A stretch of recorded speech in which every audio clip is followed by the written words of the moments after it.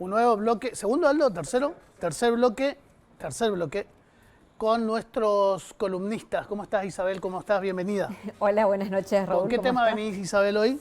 Bueno, hoy vamos a hablar un poco, vamos a volver a retomar lo que hablábamos en la columna anterior sobre la importancia de comunicar para los gobiernos y teniendo en cuenta también lo que publicó en estos días, lo que escribió en estos días el Pato Donofrio.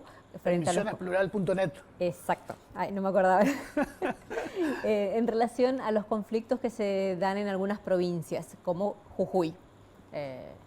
Y donde, bueno, en lugar de generar o gestionar la comunicación para bajar los decibeles, hubo más cruces que a través de las redes sociales. Bueno, la idea es, bueno, antes para comenzar, quiero leer una cita de un autor de Estrategias de Comunicación para Gobiernos, que dice que para asegurar la representatividad del gobierno, los ciudadanos deben estar informados tanto de los hechos como sobre la necesidad, interpretación, análisis y programas políticos que va a llevar adelante el gobierno, y para el logro de esta tarea, los gobernantes deben ser capaces de comunicarse con el público. Para retomar esto y volver otra vez a una cuestión que planteábamos la vez pasada, que es la comunicación. La política de comunicación hoy se ha convertido justamente en un complemento indispensable en la toma de decisiones, de los gobiernos, de los funcionarios, de las distintas áreas. Entonces, gobernar hoy no es sinónimo solamente de comunicar ni viceversa. Esto debe ir de la mano, en conjunto. Entonces, van juntas, pero no es lo mismo. Exacto. La comunicación es una herramienta estratégica, sobre todo a la hora de tomar una decisión, ya sea para un gobierno o para una empresa también, y siempre va a estar presente y produce efectos. Es el objetivo principal de la política y por ende la comunicación política no solamente tiene que ser una comunicación durante las campañas o en situación electoral. Es sumamente importante cuando se está en gobierno. Y estos aspectos es lo que justamente no se tuvo en cuenta, por ejemplo, en Jujuy, que estuvimos viendo a través de los medios nacionales, el conflicto, las protestas a raíz de la sanción de la reforma de la Constitución de la provincia. Esto se venía hablando ya prácticamente desde el año pasado en Jujuy y creo que el resto del país lo conocimos a través de los medios nacionales. Claro. Previo a esto, de que salga en los medios, nosotros yo había estado de viaje por esa zona y charlando con colegas de diarios locales de Jujuy, nos adelantaban que esto ya se venía, y no se reflejaba en los medios nacionales, salvo en los medios locales. Que habían iniciado esta convocatoria, bueno, ya estaba sesionando la convención. Lo llamativo era que justamente el que presidía la convención es el gobernador de Jujuy, Gerardo Morales, que debía haber pedido una licencia y él mismo se autorizó la licencia, después asumió él al frente de la convención para llevar adelante estas reformas. Lo que nos decían... ¿Incomunicado, mal comunicado o no comunicado? No comunicado, o comunicaba muy poco y sin claridad. Es lo que nos decían los periodistas cuando yo charlaba con algunos allá, nos decían esto. Nosotros sabemos algunas cuestiones porque seguimos el tema. La población en general desconoce cómo va a ser la reforma, cuáles son los aspectos principales que se van a reformar. Se enteraron cuando empezó a sesionar la convención. Habían dicho que iba a ser una reforma integral, no hubo precisión sobre cuáles eran los aspectos, qué es lo que se iba a introducir, qué contemplaban estos cambios, y obviamente cuando ya se avanzó con la convención, el pueblo se encontró con determinadas cosas que no los favorecían. Isabel, ¿fue una estrategia política que salió mal? ¿Se puede interpretar así, la no comunicación? Se puede interpretar de esa manera, sí. Que una estrategia en la que lo que busca es específicamente el gobierno de turno es tener una de los aspectos para esta reforma es tener, por ejemplo, la legislatura a favor, que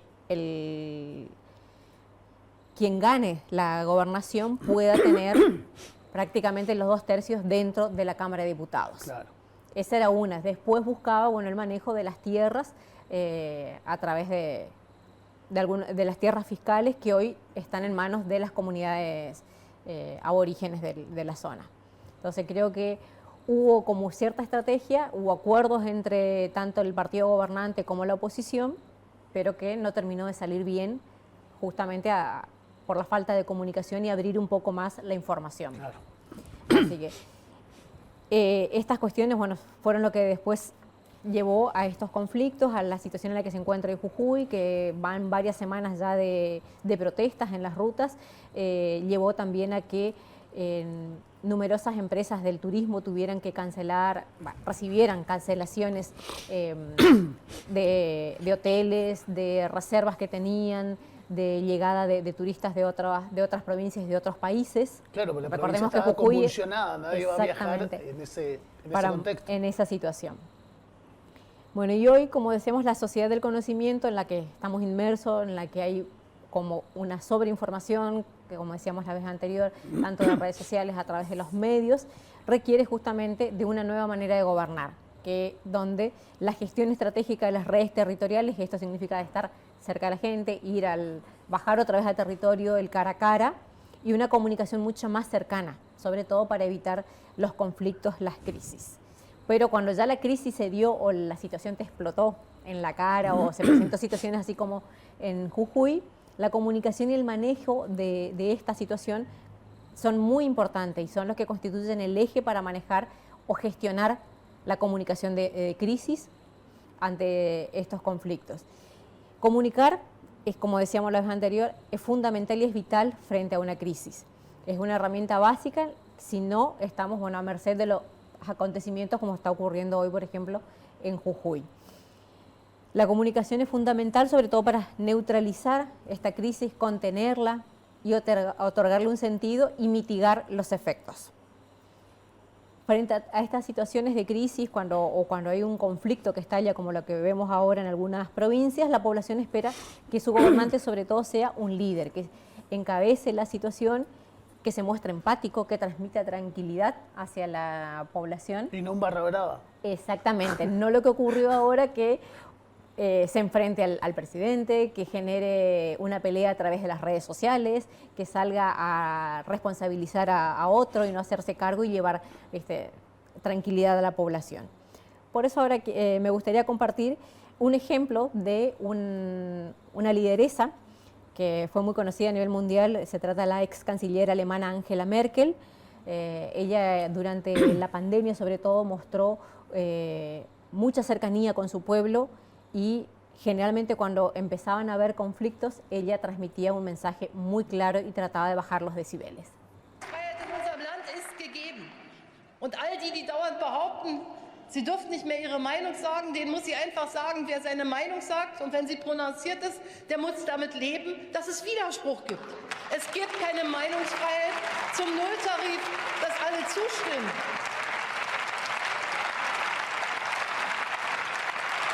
Aber die Meinungsfreiheit kennt Grenzen. Und die beginnen da, wo gehetzt wird, da, wo Hass verbreitet wird. Die beginnen da, wo die Würde anderer Menschen verletzt wird. Und dagegen werden und müssen wir uns stellen in diesem Hause. Und das werden wir auch hinbekommen, meine Damen und Herren. Denn sonst ist diese Gesellschaft nicht mehr das, was sie glauben. Ahí tenemos un ejemplo de un líder empático y que busca justamente transmitir tranquilidad a su pueblo y a su vez pide también a los otros dirigentes que bajen los decibeles, que se evite la confrontación. Encima con dos temas bastante... saqué dos líneas, ¿no? La libertad de expresión tiene límites, sobre todo cuando se ataca a otros sectores. Exacto. Y expresar una opinión tiene costos. Tiene costos y tiene sus consecuencias, sobre las que tenemos que asumir, sea quien la emita. Y por eso, ante una crisis o un conflicto, justamente se insta a que los líderes, busquen y brinden una respuesta rápida a la población, que sea sentida y confiable, no que genere más conflicto o como decimos, que tire más leña al fuego para incrementar el conflicto. Y el público, sobre todo, o la gente o la población, quiere saber, qué va a hacer, cómo se va a seguir ante esta situación y qué se está haciendo para resolver el conflicto, no generar más conflicto o buscar la confrontación. Entonces, en un escenario ideal, cuando la situación no es conflictiva, siempre hay tiempo para hacer planes, para pensar, pero ya cuando tenemos la crisis encima, hay que pensar justamente, en una serie de pautas.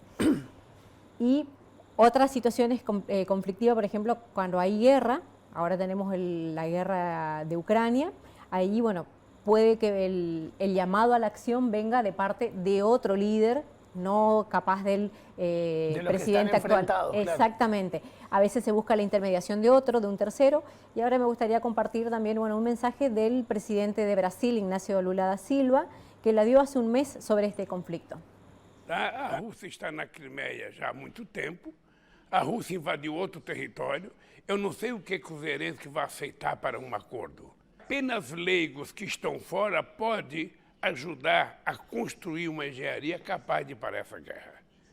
Não me pergunte como, porque primeiro nós temos que sentar na mesa, temos que ver o que cada um está pensando, porque cada um quer levar vantagem, cada um quer ganhar.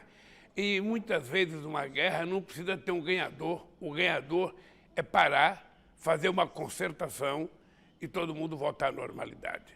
Eu acho que isso é possível. Bueno, de nuevo otro líder claro con su mensaje también y hace justamente referencia a esto, que los líderes han perdido esta capacidad de comunicarse, de dialogar entre sí para encontrar puntos en común y resolver los conflictos. Pareciera que están todo el tiempo más atentos a responder a las redes sociales, ¿no? A esa efervescencia de las redes. ¿Puede Exacto, ser? justamente estamos hoy en una sociedad dominada por las redes sociales y donde también hay mucho descremento de parte de la población hacia los líderes y también hacia los medios de comunicación. Y generalmente la gente recurre a las redes porque también ahí no solamente puede interactuar, sino además de consumir la información, puede interactuar y responder. Y por eso también están buscando últimamente los líderes o los gobernantes estos espacios para la discusión o para expresar sus opiniones. Así que de nuevo insisto con que comunicarse sigue siendo una necesidad entre las personas, que debe darse justamente en una situación de escucha, de que el otro te escuche y vos escuches con quien estás hablando, y la política no está ajena a este fenómeno. Te interrumpo, mencionaste la nota de Misiones Plural por los dos problemas sociales los dos problemas políticos que tuvimos en estos días, Jujuy con esa revuelta y Chaco con un asesinato de personas ligadas de alguna manera al gobierno provincial. Decía la nota o plantea la nota que lo de Jujuy era un problema político. Ahí estamos viendo justamente en la pantalla la nota. Decía que lo de Jujuy es un problema político y que lo de Chaco era un problema privado. Cuando los medios, referiste a los medios recién, por eso te hago la interrupción, también están tratando de poner en el barro las dos cosas como que fueran lo mismo, ¿no? Y no son lo mismo, exactamente, no son lo mismo. Justo hoy, antes de venir también leí una columna que hacía referencia a esta situación, que son los medios nacionales de nuevo que intervienen ante situaciones o conflictos en las provincias y exponen una realidad que capaz no conocen cómo viene la mano desde hace tiempo o cómo vienen estos conflictos. El caso de Chaco es una situación privada porque no es un político el que está involucrado, sino es el hijo de un político y no es una cuestión de Estado o de gobierno como sí lo es en el caso de Jujuy. En el caso de Jujuy, que es muy distinto, donde está involucrado sí el gobierno. Isabel, muchísimas gracias. Gracias a vos y nos vemos la próxima. Nos vemos en la próxima columna. Hacemos una pequeña pausa y seguimos con más Plural.